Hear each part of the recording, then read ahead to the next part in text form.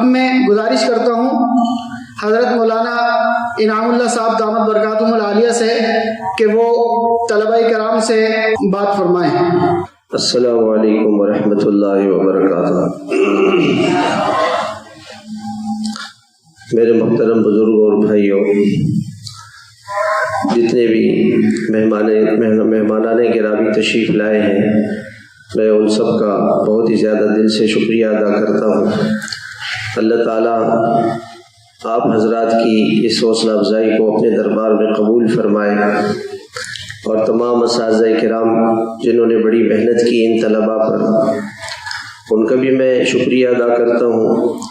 اسی طرح سے یہ ہمارے پیارے طلباء جو اللہ اس کے رسول کے مہمان ہیں، اور طالبات اور معلمات اور ان کے سرپرست، آپ سب حضرات کا میں دل سے شکریہ ادا کرتا ہوں۔ یہ جو طلباء ہیں، قرآن حدیث کے پڑھنے والے ہیں، ان کا اللہ کے یہاں کیا مرتبہ ہے۔ ایک محدث ہیں شام کے، ان کی بڑی عمر تھی، اور بڑی عمر میں انہوں نے آ کے حدیث پڑھنا شروع کی۔ جب وہ اپنے استاد کے پاس آئے، 40 سال سے زیادہ عمر تھی، کہنے لگے کہ جی مجھے حدیث پڑھنی ہے، قرآن اور حدیث کا علم حاصل کرنا ہے۔ تو ان کے استادوں نے کہا کہ بھی آپ کی عمر اتنی زیادہ، آپ کیسے علم حاصل کر رہے ہیں؟ کہ نہیں مجھے پڑھنا ہے۔ کہ نہیں ہم آپ کو نہیں پڑھائیں۔ ان کا نہیں، مجھے تو ہر حال میں پڑھنا ہے۔ تو انہوں نے پوچھا کہ وجہ کیا ہے؟ کہنے لگے کہ میں، چلے آپ پوچھ رہے ہیں تو میں وجہ بتا دیتا ہوں کہ میں گورکن ہوں، قبریں کھودنا اور اس میں مردوں کو دفن کرنا۔ تو کچھ عرصہ پہلے اس قبرستان میں ایک عورت آئی، اس نے کہا کہ میرے بچے کا انتقال ہو گیا ہے، اس کے لیے قبر بنا دو۔ تو میں نے قبر بنائی، اور جب اس کی لاش لائی گئی، اس کو رکھا گیا۔ جیسے ہی ہم نے اس کو قبر میں رکھا تو میں نے دیکھا کہ اس کے قبر میں ایک زبردست قسم کا باب ہے، اور عجیب قسم کی خوشبوئیں آ رہی ہیں، اور تو میں حیران ہو گیا۔ پھر اچانک میں نے دیکھا کہ 2 سوار آئے گھوڑے پر، اور وہ اس میت کو لے کے چلے گئے۔ تو اس منظر کو دیکھ کے میں بے ہوش ہو گیا۔ جب مجھے ہوش آیا تو دیکھا کہ لوگوں نے مجھے قبر سے باہر نکالا ہوا تھا، مجھے پہ پانی وغیرہ چھڑک رہے تھے۔ تو مجھ سے پوچھا کہ کیا ہوا؟ میں نے کہا میں نے تو نیچے ایک بہت بڑا زبردست باغ دیکھا ہے، اس میں خوشبوئیں تھیں، اور عجیب قسم کے منظر تھے، اور لوگ آئے اور اس لاش کو لے گئے۔ لوگوں نے کہا ایسے خامہ، ہمیں تو کچھ بھی نہیں نظر آیا۔ کہتے میں نے تو آنکھوں سے دیکھا تھا، پھر میں بے ہوش ہو گیا تھا اس منظر کو دیکھ کے۔ کہتے یہ واقعہ ختم ہو گیا۔ کچھ عرصے کے بعد وہ عورت دوبارہ آئی، تو اس عورت نے کہا کہ میرے ایک اور بیٹے کا انتقال ہوا ہے، اس کو دفن کرنا ہے۔ میں نے اس کے لیے قبر بنا دی۔ اس کو جب قبر میں اتارا تو اس کے ساتھ بھی یہی کیفیت پیش آئی کہ اس کے قبر میں ایک زبردست قسم کا باغ، خوشبوئیں، اور کچھ سوار آئے اس کو لے گئے۔ مگر اب کی مرتبہ میں بے ہوش نہیں ہوا، چونکہ منظر میں پہلے دیکھ چکا تھا۔ کہتے ہیں کہ میں وہاں سے واپس آیا قبرستان سے، اور معلوم کیا کہ بھئی یہ عورت کون ہے۔ اس کے گھر چلا گیا، تو اس سے پوچھا کہ یہ دونوں بچے کون تھے؟ وہ کہا یہ دونوں میرے بیٹے تھے۔ کہ یہ کیا کرتے تھے؟ کہے کچھ بھی نہیں، ایسی دونوں۔ پہلا بیٹا جو تھا وہ مدرسے میں پڑھتا تھا، عالم بن رہا تھا، قرآن حدیث پڑھتا تھا۔ تو میں سمجھ گیا کہ بھئی جس کو اللہ پاک نے جو اعزاز اللہ تعالیٰ آخرت میں طالب علم کو دیں گے، اللہ تعالیٰ نے وہ غیب مجھے دنیا میں مشاہدے کے لیے کبھی کبھار اللہ تعالیٰ دکھا دیتے ہیں، اللہ نے مجھے دکھا دیا۔ میں نے کہا دوسرا کیا کرتا تھا؟ کہنے لگے کہ جو دوسرا تھا وہ تو ایسا کوئی خاص کام نہیں کرتا تھا، اپنی مزدوری کرتا تھا۔ کنی کیا؟ ہاں، اس کی ایک بات یہ تھی کہ جو اس کا یہ طالب علم بھائی تھا، تو اس نے اپنے طالب علم بھائی سے یہ کہا ہوا تھا کہ بھی تم اس علم کو حاصل کرو، اور جتنی بھی خدمت ہے وہ میں کروں، آپ کی ساری خدمت جو ہے نا وہ میں کروں۔ آگے تشریف آ جائیں، نور آگے آ جائیں تشریف آ جائیں تشریف۔ تو انہوں نے کہا کہ بھئی وہ دوسرا کون تھا؟ کہنا دوسرا جو ہے وہ بھی میرا بیٹا تھا، لیکن اس کی خوبی یہ تھی کہ اس نے اپنے طالب علم بھائی سے یہ کہا ہوا تھا کہ تم قرآن حدیث پڑھو اور میں تمہاری خدمت کروں گا. تو وہ قرآن حدیث پڑھنے والے کی خدمت کرتا تھا. تو کہا کہ اس سے اللہ تعالیٰ نے، چونکہ مجھے تو سر کی آنکھوں سے اللہ نے مجھے دکھا دیا کہ دنیا سے جانے کے بعد اور مرنے کے بعد یہ جو طالب علم ہیں، قرآن حدیث پڑھنے والے ہیں، ان کا اللہ کے یہاں کیا اعزاز ہے، کیا مرتبہ ہے، اللہ نے مجھے آنکھوں سے دکھا دیا. اور میں نے یہ کام چھوڑ دیا، اور اب میں انشاءاللہ حدیثیں پڑھوں گا اور پھر اپنے زمانے کے وہ بڑے محدث بنے. تو اللہ اہل القرآن ہم اہل اللہ و خاصتہ، قرآن پڑھنے والے یہ اللہ والے ہیں، اللہ کے خاص لوگ ہیں، وی آئی پی لوگ ہیں. اللہ کیا ان کا بڑا مرتبہ ہے. جب ایک طالب علم اپنے گھر سے نکلتا ہے، صرف گھر سے نکلتا ہے، تو اللہ تعالیٰ فوراً فرشتوں کو بھیجتے ہیں کہ جاؤ وَإِنَّ الْمَلَائِكَةَ لَتَضَعُ أَجْنِحَتَهَا رِضًا لِطَالِبِ الْعِلْمِ.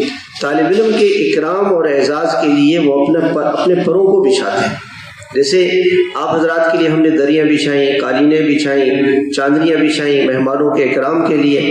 اللہ تعالیٰ فرشتوں کو بھیجتے ہیں کہ جاؤ، جب تک یہ مدرسے جا رہا ہے اس کے قدم زمین پہ نہ لگے، آپ کے پروں پہ لگے.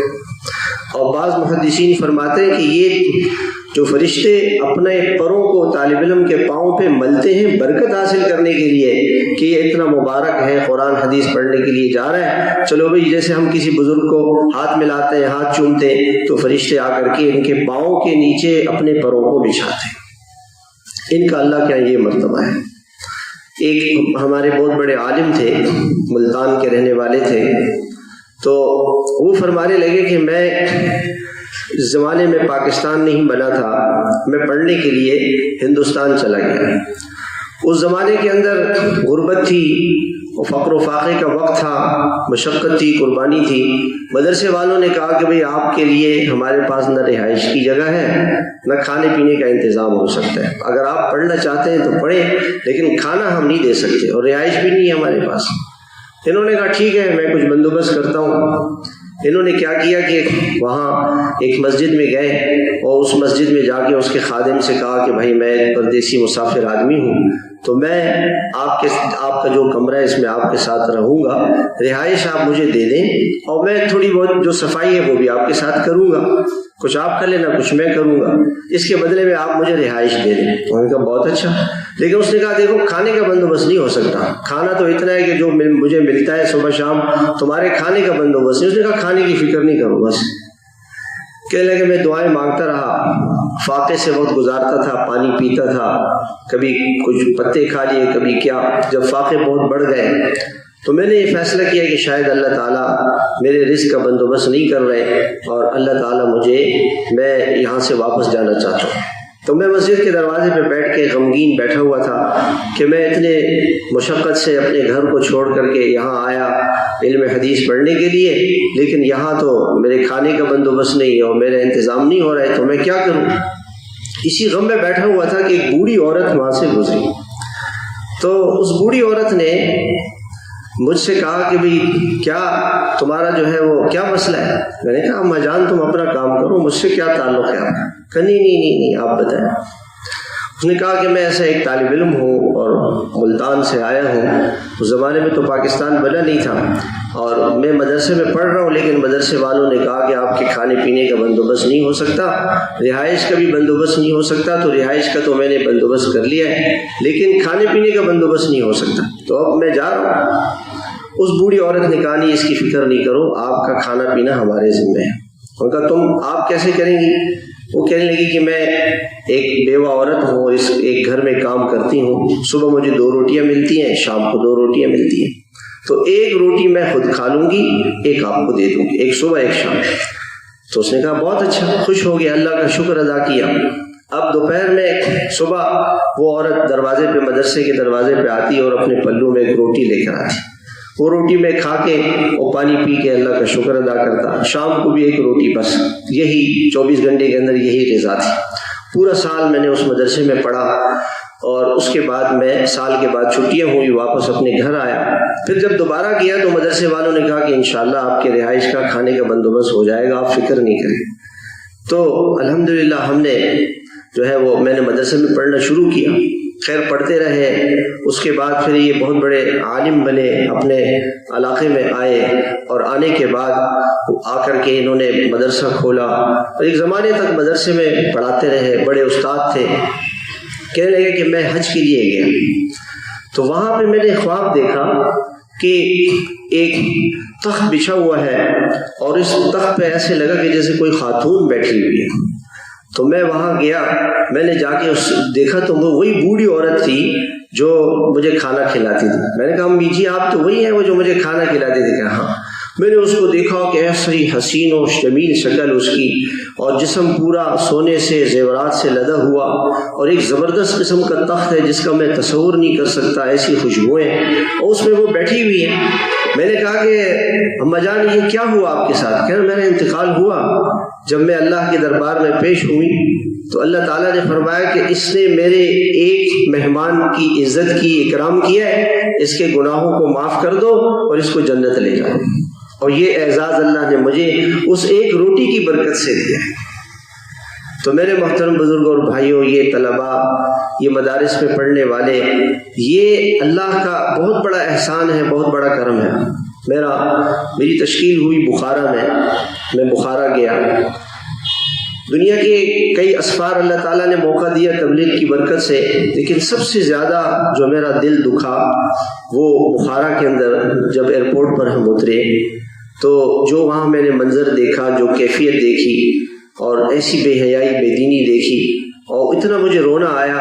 میں امام بخاری رحمۃ اللہ علیہ کی مسجد میں گیا، اور اس مسجد میں جس میں امام بخاری رحمۃ اللہ علیہ نے 90,000 طالب علموں کو بخاری شریف پڑھائی. 90,000 امام بخاری رحمۃ اللہ علیہ کے شاگرد 90,000 ہیں.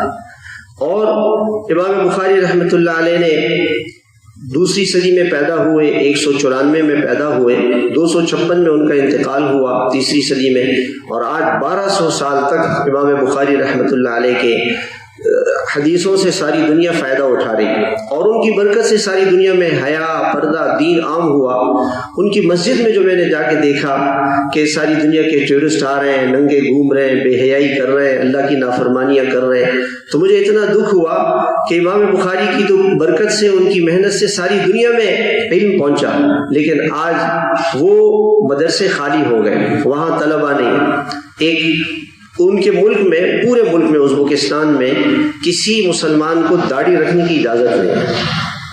وہاں کے مفتی اعظم صاحب سے ہم ملے تو ان کی داڑھی نہیں تھی. انہوں نے کہا کہ یہاں حکومت کی طرف سے اجازت نہیں ہے، کوئی آدمی داڑھی نہیں رکھ سکتا. ایک جگہ ہم جا رہے تھے، راستے میں نماز کا وقت ہو گیا، انہوں نے کہا آپ سڑک پہ کسی جگہ پہ پارک میں نماز نہیں پڑھ سکتے، ورنہ آپ کو پولیس گرفتار کرے گی.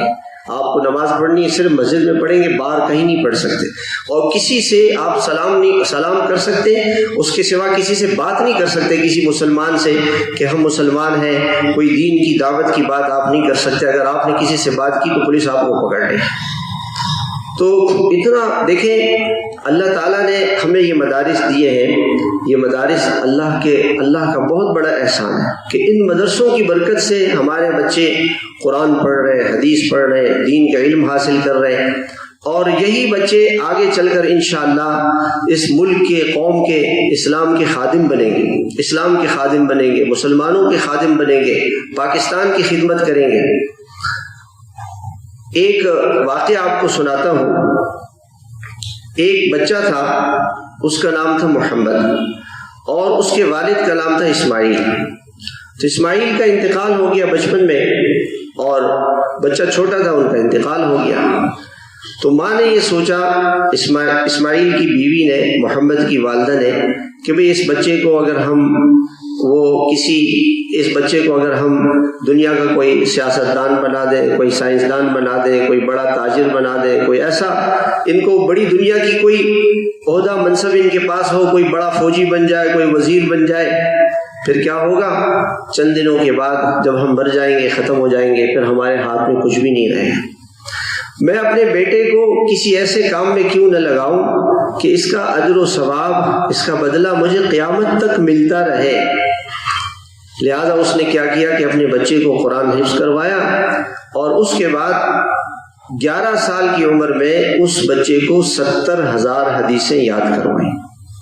اس ماں کو سلام ہے 11 سال کے بچے کو 70,000 حدیثیں یاد کرتے ہیں۔ اس کے بعد پھر جب اس بچے کی عمر 16 سال ہوئی تو یہ عورت اپنے بچے کو لے کے نکلی ازبکستان سے کرغزستان، وہاں سے تاجکستان، وہاں سے افغانستان، پاکستان، ایران سے عراق، ترکی، شام، اردن، اور اردن سے تبوک، وہاں سے خیبر، وہاں سے مدینہ اور وہاں سے مکہ مکرمہ۔ دنیا کے کتنے ملکوں کا سفر کر کے یہ اپنے بچے کو لے گئی، اور 6 سال تک یہ بچہ قرآن حدیث پڑھتا رہا۔ 6 سال میں اس بچے نے 14,000 کلومیٹر کا فاصلہ طے کیا۔ 14,000 کلومیٹر پیدل یا گدے گھوڑے پہ جو زمانے کی سواریاں تھیں اس پہ یہ بچے نے سفر کیا۔ 14,000، یہاں سے لاہور 1,100 کلومیٹر ہے، 7 مرتبہ کوئی آدمی لاہور جائے اور واپس آئے۔ اور بھوک پیاس میں ایسا وقت آیا کہ یہ بچہ مدرسے نہیں گیا 3 دن، تو ساتھی آ کے اس کے کمرے میں آئے، اس کو پوچھا کہ بھئی آپ کیوں نہیں آ رہے؟ کہ میرے پاس ایک جوڑا کپڑا ہے، ماں دے جو پیسے ماں سے لے آئے تھے وہ تو بہت پہلے ختم ہو گئے، تو کئی دن تک میں فاقہ کرتا رہا، جب فاقہ زیادہ ہوا تو میں نے وہ کپڑے اتار کے بیچ دیے، اس پہ کھانا کھایا ہے، میرے پاس کپڑے ہی نہیں ہے تو میں باہر کیسے آ جاؤں، میں باہر کیسے آؤں؟ تو پھر طلباء نے ان کو کپڑے دیے، اور بھوک لگتی تو کبھی پتے کھاتے کبھی کیا، اسی مشقت میں یہ بچہ 6 سال رہا۔ 6 سال کے بعد آپ کو پتہ ہے جب یہ بچہ واپس آیا ہے، یہ کون ہے؟ یہ حضرت امام بخاری ہے، یہ حضرت امام بخاری ہے۔ امام بخاری رحمۃ اللہ علیہ 3ری صدی کے بزرگ ہیں، آج 15ویں صدی ہے، 1200 سال گزر گئے۔ 1200 سال میں جتنے بھی علماء آئے ہیں سارے علماء حضرت امام بخاری کے شاگرد، سارے مدرسوں میں، مساجد میں، اور اللہ تعالیٰ نے ہمیں تبلیغ کا مبارک کام دے دیا، اس کام کی برکت سے ساری دنیا میں جماعتیں جا رہی ہیں۔ آپ دوزوں میں جماعتیں ہیں، جہازوں میں ہیں، بحری جہازوں میں ہیں، جنگلوں میں ہیں، صحراؤں میں ہیں، ریگستانوں میں ہیں، سرحدوں میں ہیں، دنیا کے چپے چپے پہ اللہ تعالیٰ نے ان جماعتوں کو پہنچایا، اور وہاں وہ قرآن حدیث کی تعلیمیں کراتے ہیں، فضائل اعمال سے اس میں بخاری کی حدیثیں ہیں، اور یہ ساری دنیا کے چپے چپے پہ ان کی حدیثیں پڑھی جا رہی ہیں۔ یہ سارا ثواب، یہ سارے بچے پڑھ رہے ہیں، ہم نے پڑھا، یہ سارا ثواب حضرت امام بخاری کو مل رہا ہے اور ان کی ماں کو قبر میں مل رہا ہے۔ جس ماں نے فیصلہ کیا کیا کہ میں نے اپنے بچے کو محدث بنانا ہے، اللہ والا بنانا ہے، قرآن والا بنانا ہے، قرآن کا خادم بنانا ہے، حدیث کا خادم بنانا ہے، میرا بچہ شیخ الحدیث بن جائے، شیخ القرآن بن جائے۔ یقیناً اس نے کچھ فاقے ضرور کیے ہوں گے، اور امام بخاری نے بڑی مشقتیں اٹھائیں، بڑی تکلیفیں اٹھائیں امام بخاری رحمۃ اللہ علیہ نے، لیکن آج قبر میں ان کو کتنی خوشی ہو رہی ہوگی۔ میں اس بات کو سوچتا ہوں، اس واقعے کو، کہ کبھی مجھے یہ خیال آتا ہے کہ حضرت امام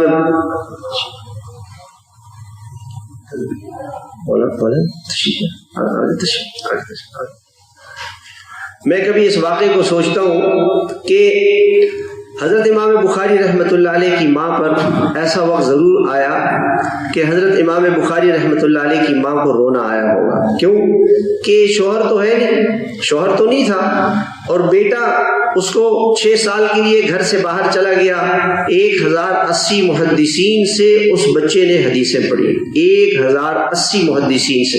اور اس زمانے میں ایسا نہیں تھا کہ مدرسے بنے ہوئے طلبہ جا کے پڑھ رہے ہیں، ایسا نہیں تھا۔ ہر طالب علم اپنے کھانے کا، اپنے کپڑے کا، اپنی ضروریات کا خود انتظام کرتا تھا۔ 1080 محدثین کے پاس جا کے حدیثیں پڑھی ہیں، اور جب امام بخاری کو تنہائی میں اپنا بیٹا یاد آیا ہوگا، خوشی کے موقع پہ، غمی کے موقع پہ، تو ضرور اس کے کچھ آنسو گرے ہوں گے، مگر اس نے ضبط کیا، اور آج قیامت تک کے آنے والے انسانوں کا اجر و ثواب امام بخاری کی ماں کو ملا۔ اس نے فیصلہ کیا کیا کہ میں نے اپنے بچے کو قرآن حدیث کی خدمت کے لیے وقف کرنا ہے۔ میرے محترم بھائیوں، اللہ عزت والے ہیں، اللہ کے رسول صلی اللہ علیہ وسلم عزت والے ہیں، قرآن عزت والی کتاب ہے، یہ حدیثیں عزت والی ہیں۔ ہم اپنے بچوں کو قرآن پڑھائیں، حدیثیں پڑھائیں، ہمارے بچے قرآن کے، حدیث کے، اسلام کے اور ملک کے، ملت کے، دین کے خادم بنے، اللہ تعالیٰ ان کو عزت دیں گے۔ میں آپ سے سوال کرتا ہوں، آپ میں سے کوئی نہیں بتا سکتا کہ امام بخاری رحمۃ اللہ علیہ کے زمانے کے خلیفہ کا کیا نام تھا، بادشاہ کا کیا نام تھا، وزیر کا کیا نام تھا، MLA کون تھا، MP کون تھا، بڑا بزنس مین کون تھا، سیاستدان کون تھا، سائنسدان کون تھا، جرنل کون تھا، چیف آف آرمی اسٹاف کون تھا، کوئی نہیں جانتا. اور حضرت امام بخاری کو دنیا کا بچہ جانتا ہے. اللہ عزت دیں گے. آپ فیصلے کریں کہ بھئی ہمارے یہ بچے اسلام کے خادم ہیں، قرآن کے خادم ہیں، حدیث کے خادم ہیں، ملک و ملت کے خادم ہیں، یہ اللہ کے دین کو ساری دنیا میں پہنچائیں گے. انشاءاللہ یہ جذبے آپ حضرات کے ہوں. میں اپنے استاد محترم حضرت ڈاکٹر مفتی زبیر اشرف صاحب عثمانی صاحب دامت برکاتہم العالیہ کا بہت زیادہ شکریہ ادا کرتا ہوں کہ حضرت تشریف لائے. اللہ تعالی حضرت کے سائے کو تادیر اور ہمیشہ ہمارے سروں پہ قائم رکھے.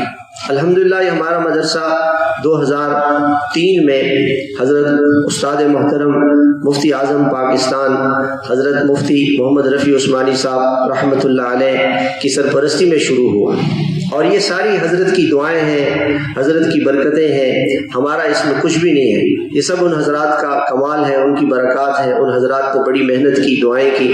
الحمدللہ اس مدرسے میں کوئی 1500 کے قریب طلباء پڑھتے ہیں. ایک ہمارا مدرسۃ البنات ہے، اس میں کوئی تقریباً 400 کے قریب طالبات پڑھتی ہیں، عالمات بھی بن رہی ہیں اور شعبہ حفظ بھی ہے.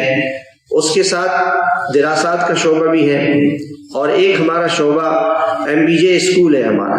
یہ مکمل پورا اسکول ہے. اس اسکول میں الحمدللہ کوئی 450 طلباء و طالبات پڑھتے ہیں. مونٹیسری سے شروع ہوتا ہے اور میٹرک تک تقریباً 200 طلباء اور طالبات نے یہاں سے میٹرک مکمل کیا ہے. کئی طلباء نے ماشاءاللہ A گریڈ اور A1 گریڈ حاصل کیا ہے میٹرک میں.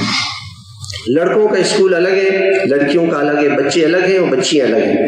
اور جو طالبات ہیں مکمل پردے میں برقعے میں آتی ہیں، ان کو پڑھانے والی ہیں معلمات ہیں، کوئی مرد نہیں ہے، اور بچوں کو پڑھانے والے صرف اساتذہ ہیں. تو الحمدللہ یہ اللہ کا بڑا فضل ہے. پھر ہمارا یہ جو مدرسہ دارالمعاذ بن جبل ہے، اس میں الحمدللہ ایک شعبہ حفاظ عربک ہے. جن بچوں نے آپ کے سامنے عربی میں تقریریں کی ہیں، انشاءاللہ ایک آدھ بچہ عربی میں انگلش میں بھی تقریر کریں گے. یہ وہ بچے جو حافظ بنتے ہیں. حفظ کے بعد شعبہ حفظ میں ہمارے پاس تقریباً 350 بچے پڑھتے ہیں طلباء، اور یہ حفظ کے ساتھ ہم ان کو پرائمری کرا دیتے ہیں. پھر یہ بچے عربی پڑھتے ہیں اور ماشاءاللہ قرآن شریف کا ترجمہ تھوڑا بہت ان کو آ جاتا ہے، عربی بول چال. پھر اس کے بعد یہ 8ویں 9ویں 10ویں.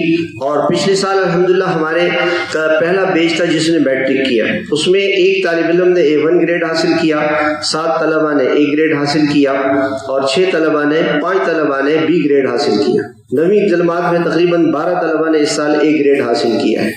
اسی طرح سے وفاق المدارس العربیہ کے تحت جو ہمارا امتحان ہوا درجہ ثانیہ کا، اس میں 70% طلباء ممتاز رہے. اور دراسات میں اور بنات میں جو ہمارے امتحانات ہوئے وفاق کے، اس میں 2 طالبات کی وفاق سے پوزیشن 5 اور 7 نمبروں سے رہ گئی. ماشاءاللہ بڑی اچھی ان کی پرسنٹیج تھی. اسی طرح سے مختلف مقابلے ہوئے. اللہ کے فضل و کرم سے دارالمعاذ بن جبل کے طلباء نے حفظ قرآن میں ملکی سطح پر، غیر ملکی سطح پر اور صوبائی سطح پر بہت سی پوزیشنیں حاصل کی ہیں. ایک طالب علم نے خبیب اور خزیمہ نے 2 پوزیشن حاصل کی.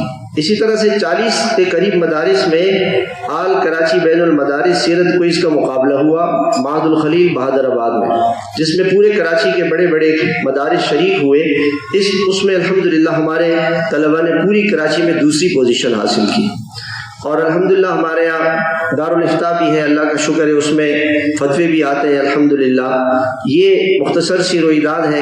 پھر میں حضرت کا بہت ہی زیادہ مشکور ہوں. ہم نے ایک نئی شاخ وہاں پہ مانسیرا انٹرچینج کے پاس بنائی ہے. الحمدللہ حضرت وہاں تشریف لے گئے اور رمضان کے بعد حضرت نے وہاں مسجد کا افتتاح کیا ہے. اب ماشاءاللہ اس کی باؤنڈری وال اس جگہ کی مکمل ہو چکی ہے اور مسجد کی تعمیر ابھی شروع ہونے والی ہے. آپ حضرات سے دعا ہے، درخواست ہے کہ آپ حضرات دعا فرمائیں کہ اللہ تعالیٰ اس مدرسے کو بھی قبول فرمائے. حضرت نے ہمیں فرمایا کہ بھئی آپ ایسا مدرسہ بنائیں وہاں کہ وہاں بیرون کے طلباء آئیں. کیونکہ موسم وہاں کا بڑا اچھا معتدل ہے، گرمی نہیں ہوتی ہے، پورا سال تقریباً گرمی بہت نہ ہونے کے برابر ہے. تو حضرت نے فرمایا کہ یہاں کا موسم بڑا معتدل ہے، آپ ایسی تعمیرات کریں کہ بیرون ملک سے طلبہ انشاءاللہ یہاں آئیں. تو ہم نے نیت کی ہے، اللہ کرے کہ ہمارا وہ مدرسہ بہت جلدی اس کی تعمیرات مکمل ہو جائے. آپ حضرات دعاؤں سے ہماری مدد کریں. اور یہ اللہ تعالیٰ نے جو ہمیں مال جان دیا ہے، اس مال جان کو اللہ کے دین کو دنیا میں پھیلانے کے لیے آپ دیکھیں حضرت مولانا الیاس رحمۃ اللہ علیہ ایک مدرسے سے پڑھے ہوئے تھے، ایک عالم تھے. اللہ تعالیٰ نے ان کے فیض کو کتنی ساری دنیا میں پہنچایا. جس آدمی نے جہاں حضرت مولانا الیاس رحمۃ اللہ علیہ نے پڑھا، اس مدرسے کی خدمت کی، اس سے محبت کی، ان کا خیال رکھا، قیامت تک کے تبلیغ کے کام کا ثواب ان لوگوں کو مل رہا ہے. جس شخص نے حضرت امام بخاری کی خدمت کی، جس شخص نے حضرت امام ابو حنیفہ کی خدمت کی، قیامت تک کے آنے والے انسانوں کی نیکیوں کا ثواب ان لوگوں کو مل رہا ہے. یہ ثواب کبھی ختم نہیں ہوگا، یہ اجر کبھی ختم نہیں ہوگا. آپ حضرات ان مدارس سے محبت کریں، ان کی خدمت کریں، ان کی نصرت کریں، مال سے، جان سے، اپنی صلاحیتوں سے. اور ہم چاہتے ہیں کہ آپ اور ہم سب مل کے اللہ کا دین ساری دنیا میں چمک جائے، ساری دنیا میں پھیل جائے. اس کے لیے ہمارے یہ طلبہ ذریعہ بن جائے. ماشاءاللہ اس وقت بھی ہمارے 8 طلبہ ایسے ہیں جو اندرون ملک سال لگا رہے ہیں. یہاں سے پڑھا انہوں نے، اب ماشاءاللہ وہ دور حدیث کر کے اب سال لگا رہے ہیں. اور 2 طلبہ ہمارے ایسے ہیں جو ماشاءاللہ بیرون ملک میں وقت لگا رہے ہیں. تو یہ اللہ کا احسان ہے کہ تبلیغ میں بھی جا رہے ہیں، مدرسوں میں بھی جا رہے ہیں، مدرسے کھول رہے ہیں، دین کے کام کر رہے ہیں. یہ سارا اجر و ثواب ان لوگوں کو ملے گا جو ان مدارس کی خدمت کریں گے. اللہ تعالیٰ آپ سب حضرات کے آنے کو بہت ہی قبول فرمائے.